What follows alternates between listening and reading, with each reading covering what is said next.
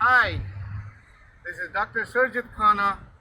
I am here in front of Daytona Beach City Hall presenting you the continuation of the constitutional episode of the fifth and the last point of the First Amendment. What is that? The last point is right to redress the wrongdoing of the government. What does that mean? That means you got to correct the government if they're doing something wrong. All US citizens have the right to question and correct that. For instance, if they're doing something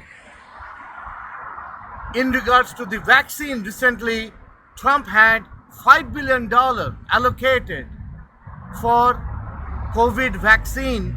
If anything goes wrong, public citizens have the right to ask if things goes wrong and to access those funds. Similarly, we all have the right to question the government for wrongdoings. But today, that's not the case. I'm sure that's not the case also here in the City Hall, because this is coming from the history in England that is called supreme immunity. What does the supreme immunity means? Well, the king or the queen, whatever they say, that is done. Nobody can question them. That becomes the law. So that is called supreme immunity. But that's not what we are here. We are a democratic government. That means what?